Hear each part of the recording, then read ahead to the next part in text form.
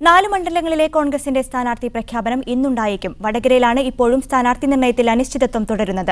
മണ്ഡലത്തിൽ ശക്തനായ സ്ഥാനാർത്ഥി വേണമെന്ന നിലപാടിൽ ഹൈക്കമാൻഡും മലബാറിലെ UDF സ്ഥാനാർത്ഥികളും ഉറച്ചുനിന്നതോടെയാണ് സ്ഥാനാർത്ഥി പ്രഖ്യാപനം നീണ്ടത്.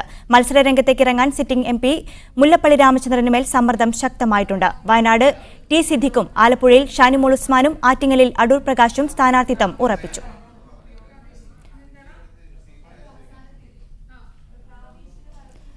കൂടുതൽ വിവരങ്ങൾ നൽകാൻ ഡൽഹിയിൽ നിന്നും മിജി P ജോസും വടകരയിൽ നിന്ന് ഷിതയും ചേരുന്നുണ്ട്. ആദ്യം മിജിയിലേക്ക് പോകുന്നു. മിജി, എന്തായാലും 3 സീറ്റുകളിലെ കാര്യത്തിൽ ഏകദേശ ധാരണയായി കഴിഞ്ഞിട്ടുണ്ട്. സ്ഥാനാർത്ഥിത്വം ഉറപ്പിച്ചിട്ടുമുണ്ട്. ഇനി വടകരയിലെ കാര്യത്തിലാണ് അനിശ്ചിതത്വം തുടരുന്നത്. മുല്ലപ്പള്ളി മത്സരിക്കണം എന്ന രീതിയിലേക്ക് തന്നെയാണോ കാര്യങ്ങൾ പോകുന്നത്? ഇന്നലെ ഉച്ചയോടെ തന്നെ നേതാക്കൾ തമ്മിലുള്ള ഔദ്യോഗിക ചർച്ചകൾ പൂർത്തിയാക്കിയിരുന്നു. അതിനുശേഷം ഈ 4 സീറ്റുകളുടെ കാര്യത്തിലും അന്തിമ തീരുമാനമെടുക്കാനായി പട്ടിക ഹൈക്കമാൻഡിന് കൈമാറുകയും ചെയ്തു. എന്നാൽ ഇന്നലെ പ്രചാരണ പരിപാടികളിൽ കർണാടകയിലായിരുന്നു രാഹുൽ ഗാന്ധി. അർദ്ധരാത്രിയോടുകൂടിയാണ് അദ്ദേഹം തിരിച്ചെത്തിയത്. അതുകൊണ്ട് തന്നെ ഈ ഒരു പട്ടിക വിശകലനം ചെയ്യുന്നതിനോ പ്രഖ്യാപനത്തിനോ കഴിഞ്ഞില്ല. ഇന്ന് അത് ഉണ്ടാകും എന്നാണ് നമ്മൾ പ്രതീക്ഷിക്കുന്നത്.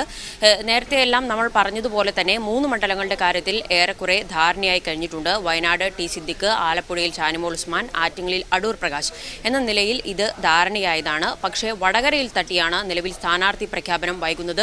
ആദ്യഘട്ടത്തിൽ ഗ്രൂപ്പ് സമുദായ സമവാക്യങ്ങളിൽ തട്ടി സ്ഥാനാർത്ഥി നിർണയം അനിശ്ചിതാവസ്ഥയിലായെങ്കിൽ നിലവിൽ ശക്തനായ ഒരു നേതാവിനെ കണ്ടെത്താൻ കഴിയാത്ത അവസ്ഥയിലാണ് കോൺഗ്രസ് ഉള്ളത്. നേരത്തെ നടന്ന ചർച്ചകളിൽ ഉയർന്നു വന്നത് പ്രവീൺ കുമാറിന്റെ പേരായിരുന്നു. പ്രവീൺ കുമാറിന്റെ പേരുള്ള ആ ഒരു സാധ്യതാ പട്ടിക തന്നെയാണ് ഹൈക്കമാൻഡിന് കൈമാറിയിട്ടുള്ളത്. എന്നാൽ അതോടുകൂടി വലിയ രീതിയിലുള്ള പ്രതിഷേധം അണികൾക്കിടയിലും നേതാക്കൾക്കിടയിലും ശക്തമായി. കാരണം വടകര നിർണായകമായ മണ്ഡലമാണ്. ആ മണ്ഡലത്തിൽ ശക്തമായ മത്സരം കാഴ്ചവെക്കേണ്ടതുണ്ട്. കുറച്ചുകൂടി ഗൗരവത്തോടുകൂടി വടകരയിലെ സ്ഥാനാർത്ഥിത്വത്തെ കാണണം എന്നുള്ള ആവശ്യം അണികളും നേതാക്കളും ഒരുപോലെ തന്നെ ആവശ്യപ്പെട്ടു. കണ്ണൂർ, കോഴിക്കോട് ജില്ലകളിൽ നിന്നായി നിരവധി സന്ദേശങ്ങൾ ഇക്കാര്യം വ്യക്തമാക്കിക്കൊണ്ട് AICCക്ക് ലഭിച്ചു. നേതാക്കളും അതുപോലെ തന്നെ ഇക്കാര്യം ഉന്നയിച്ചുകൊണ്ട് AICCയെയും നേതൃത്വത്തെയും സമീപിക്കുകയുണ്ടായി. UDFന്റെ തന്നെ സ്ഥാനാർത്ഥികൾ പറയുന്നത് സമീപ മണ്ഡലങ്ങളെ കൂടി ഇത്തരത്തിൽ വടകരയിൽ ദുർബലനായ സ്ഥാനാർത്ഥിയെ നിർത്തുന്നത് ബാധിക്കുമെന്നാണ്. കാരണം കൊലപാതക രാഷ്ട്രീയം കൃത്യമായി ഉന്നയിച്ചുകൊണ്ടാണ് കോൺഗ്രസ് മുന്നോട്ട് പോകുന്നത്. രാഹുൽ ഗാന്ധിയുടെ കേരള സന്ദർശനത്തോടെ അക്കാര്യത്തിൽ കോൺഗ്രസ് ഏറെ ദൂരം മുന്നോട്ട് പോവുകയും ചെയ്തിട്ടുണ്ട്. അക്കാര്യത്തിൽ കോൺഗ്രസ് വളരെയധികം കുറ്റപ്പെടുത്തുന്ന ഒരു നേതാവാണ് P ജയരാജൻ. അദ്ദേഹത്തിനെതിരായി ശക്തനായ സ്ഥാനാർത്ഥിയെ തന്നെ നിർത്തി അതിന് കൃത്യമായ രാഷ്ട്രീയം തന്നെ പാലിക്കണം അക്കാര്യത്തിൽ എന്നുള്ള നിലപാടാണ് നേതാക്കൾ ഉന്നയിക്കുന്നത്. അതുകൊണ്ട് തന്നെ മുല്ലപ്പള്ളി രാമചന്ദ്രൻ മണ്ഡലത്തിൽ മത്സരിക്കണം, അത്രത്തോളം ശക്തനായ ഒരു സ്ഥാനാർത്ഥി തന്നെ അവിടെ വേണം എന്നുള്ള ആവശ്യമാണ് നേതാക്കൾ ഉന്നയിക്കുന്നത്. VM സുധീരൻ ഇന്നലെ നേരിട്ട് തന്നെ മുല്ലപ്പള്ളിയെ വിളിച്ച് ഇക്കാര്യം അറിയിച്ചു. ഒപ്പം മുകുൾ വാസനിക്കിനെ, അതായത് കേരളത്തിന്റെ ചുമതലയുള്ള AICC ജനറൽ സെക്രട്ടറി മുകുൾ വാസനിക്കിനെ വിളിച്ചും ഇക്കാര്യം സംസാരിച്ചു. പല നേതാക്കളും നേരിട്ട് ഹൈക്കമാൻഡിന് ഇക്കാര്യത്തിൽ ബന്ധപ്പെട്ടിട്ടുണ്ട് എന്നാണ് നമുക്ക് മനസ്സിലാക്കാൻ സാധിക്കുന്നത്. സമ്മർദ്ദം ശക്തമായതോടെ മുകുൾ വാസനിക് തന്നെ മുല്ലപ്പള്ളി രാമചന്ദ്രനെ വിളിച്ച് സമ്മർദ്ദം ചെലുത്തുകയും ചെയ്തു സ്ഥാനാർത്ഥിത്വത്തിനായി. എന്നാൽ താൻ തയ്യാറല്ല എന്നുള്ള ആ ഒരു നിലപാടിൽ ഉറച്ചു നിൽക്കുകയാണ് മുല്ലപ്പള്ളി രാമചന്ദ്രൻ ചെയ്തത്. ഇന്നലെ വൈകിട്ടും ഇതിന്റെ ഭാഗമായി നിരവധി കൂടിക്കാഴ്ചകൾ നടന്നു. T സിദ്ദിഖും മുല്ലപ്പള്ളി രാമചന്ദ്രനും ആദ്യം കൂടിക്കാഴ്ച നടത്തി. അതിനുശേഷം അവർ AK ആന്റണിയെ കാണുകയും ചെയ്തു. ഇത്തരത്തിൽ കൂടിക്കാഴ്ചകൾ, അനൗപചാരിക കൂടിക്കാഴ്ചകൾ ഇപ്പോഴും തുടരുന്നുണ്ട്. പക്ഷേ ഇക്കാര്യത്തിൽ ശക്തരായ ഒരു സ്ഥാനാർത്ഥിയെ വടകരയിൽ കണ്ടെത്താൻ കഴിയാത്തതിനെ തുടർന്നാണ് നിലവിൽ മുല്ലപ്പള്ളിക്ക് മേൽ സമ്മർദ്ദമേറുകയും സ്ഥാനാർത്ഥി പ്രഖ്യാപനം അനിശ്ചിതമായി നീളുകയും ചെയ്യുന്നത്. ഇന്ന് എന്തായാലും ഹൈക്കമാൻഡ് അക്കാര്യത്തിൽ ഒരു തീരുമാനമെടുക്കുമെന്നാണ് നമുക്ക് മനസ്സിലാക്കാൻ സാധിക്കുന്നത്. കാരണം ഇക്കാര്യത്തിൽ അധികം നീട്ടിക്കൊണ്ടുപോകാനാകില്ല. 1ാം ഘട്ട പ്രചാരണം LDF പൂർത്തിയാക്കിയ ഒരു സാഹചര്യത്തിലും UDFന്റെ ശക്തി കേന്ദ്രങ്ങൾ എന്ന് അവകാശപ്പെടുന്ന മണ്ഡലങ്ങളിലാണ് ഇത്തരത്തിൽ തർക്കം തുടരുന്നത്. അത് ഒരു തരത്തിലും പാർട്ടിക്ക് ഗുണകരമാകില്ല.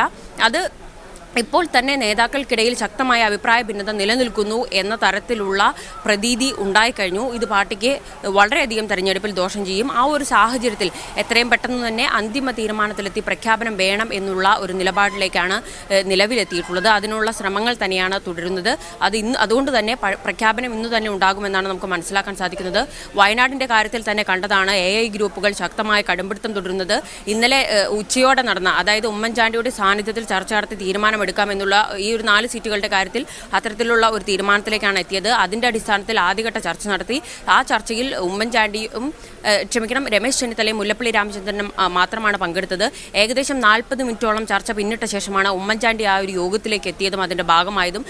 അപ്പോഴും അദ്ദേഹം തന്റെ നിലപാടിൽ ഉറച്ചു നിന്നു. T സിദ്ദിഖിന് വയനാട് എന്ന നിലയിൽ മാത്രമാണ് തനിക്ക് ചർച്ചകളുമായി മുന്നോട്ട് പോകാൻ താല്പര്യമുള്ളൂ, അതൊരു തരത്തിലും വിട്ടു നൽകാനാകില്ല എന്നുള്ളൊരു നിലപാടിൽ ഉമ്മൻചാണ്ടി ഉറച്ചു നിന്നു. ആ ഒരു സമയത്ത് അതൃപ്തി രേഖപ്പെടുത്തിക്കൊണ്ട് രമേശ് രമേശ് ചെന്നിത്തല യോഗം പൂർത്തിയാകും മുൻപേ കേരളത്തിലേക്ക് മടങ്ങുന്ന ഒരു കാഴ്ചയാണ് കണ്ടത്. ഇതെല്ലാം തന്നെ പ്രവർത്തകർക്കിടയിൽ നേതാക്കൾക്കിടയിലെ അഭിപ്രായ ഭിന്നത രൂക്ഷമാണ് എന്നുള്ള ഒരു തരത്തിലുള്ള ഒരു സന്ദേശം നൽകിയിട്ടുണ്ട്. അത്തരത്തിലുള്ള ഒരു സാഹചര്യം നിലനിൽക്കെ ഇനിയും പ്രഖ്യാപനം നീട്ടിക്കൊണ്ടുപോകുന്നത് വളരെ ദോഷമാണ്. അതുകൊണ്ട് തന്നെ എത്രയും പെട്ടെന്ന് പ്രഖ്യാപനം നടത്താനുള്ള ഒരു ശ്രമം തന്നെയാണ് നേതാക്കൾ നടത്തുന്നത്. പക്ഷേ വടകരയുടെ കാര്യത്തിൽ അനിശ്ചിതത്വം നിലനിൽക്കുന്നതിനാൽ എന്തായാലും വടകരയിലെ കാര്യത്തിലാണ് ഇപ്പോഴും അനിശ്ചിതത്വം തുടരുന്നത്. അതേസമയം മലബാറിലെ ഭൂരിഭാഗം സീറ്റുകളും എ ഗ്രൂപ്പ് പിടിച്ചെടുത്തെന്ന് ഐ ഗ്രൂപ്പ് പറഞ്ഞു. പ്രാദേശിക നേതാക്കൾക്കിടയിലും പ്രവർത്തകർക്കിടയിലും ഇതിൽ അതൃപ്തിയുണ്ട്. ഗ്രൂപ്പ് യോഗങ്ങൾ വിളിക്കാനാണ് ഐ ഗ്രൂപ്പിന്റെ തീരുമാനം. കൂടുതൽ വിവരങ്ങൾ നൽകാൻ വടകരയിൽ നിന്നും ഷിത ജഗത് ചേരുന്നുണ്ട്. ഷിത, ഇതുവരെ സ്ഥാനാർത്ഥിത്വത്തിൽ അനിശ്ചിത നിന്ന സീറ്റുകളെല്ലാം തന്നെ ഐ ഗ്രൂപ്പുകളുടെ തർക്കം കൊണ്ട് തന്നെയാണ് ഇപ്പോൾ വടകരയിലും തീരുമാനമായിട്ടുള്ള, അതിലും അനിശ്ചിതത്വം തുടരുകയാണ്.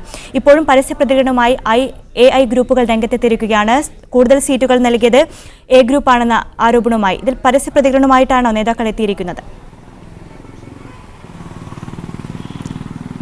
നൈനു, പരസ്യമായിട്ട് അത്തരമൊരു പ്രതികരണത്തിലേക്കൊന്നും പ്രാദേശിക നേതാക്കന്മാർ നീങ്ങിയിട്ടില്ല. എന്നാൽ പോലും അവർക്കിടയിലുള്ള അതൃപ്തി ശക്തമാണ്. അത് അവർ രഹസ്യമായി തന്നെ മീഡിയ വണ്ണിനോട് പറയുന്നുണ്ട്. കാരണം എ ഗ്രൂപ്പ് എല്ലാ സീറ്റുകളും കൈയടക്കി വെച്ചിരിക്കുകയാണെന്നുള്ള ഒരു ആരോപണമാണ് അവർ ഉന്നയിച്ചു വെച്ചിരിക്കുന്നത്. ഒപ്പം തന്നെ രമേശ് ചെന്നിത്തലയുടെ പിടിപ്പുകേട് മൂലമാണ് വയനാട് സീറ്റ് ഐ ഗ്രൂപ്പിന് കൈവിട്ടു പോകാൻ ഇടയാക്കിയതെന്നുള്ളൊരു ആരോപണം കൂടി ഐ ഗ്രൂപ്പിൽ നിന്ന് ഉള്ളിൽ നിന്ന് തന്നെ ഉയരുന്നുണ്ട്. കാരണം ഐ ഗ്രൂപ്പിൻ്റെ ഒരു സിറ്റിംഗ് സീറ്റായിരുന്നു, ഐ ഗ്രൂപ്പിന് വിജയസാധ്യതയുള്ള ഒരു സീറ്റായിരുന്നു വയനാട്. ആ സീറ്റ് വിട്ടുകൊടുക്കേണ്ടി വന്നു. എ ഗ്രൂപ്പിൻ്റെ പിടിവാശിക്ക് മുന്നിൽ രമേശ് ചെന്നിത്തല വഴങ്ങുകയായിരുന്നു. ആ സാഹചര്യമാണ് ഇപ്പോൾ ഉണ്ടായിരിക്കുന്നത്. 2009 ഇതേ സാഹചര്യമായിരുന്നു ഉണ്ടായിരുന്നത്. 2009 കോഴിക്കോടിൻ്റെ സീറ്റും ഇതേപോലെ വിട്ടുകൊടുക്കേണ്ടി വന്നു. ആ രീതിയിൽ ഐ ഗ്രൂപ്പിന് പ്രാധാന്യമില്ലാതായി പോകുന്നു എന്നുള്ള ഒരു ആരോപണമാണ് ഇപ്പോൾ നേതാക്കന്മാർക്കിടയിൽ നിന്നും ഉയർന്നു വന്നിട്ടുള്ളത്. അതുകൊണ്ട് തന്നെ അവർക്കതിൽ പ്രതിഷേധവുമുണ്ട്.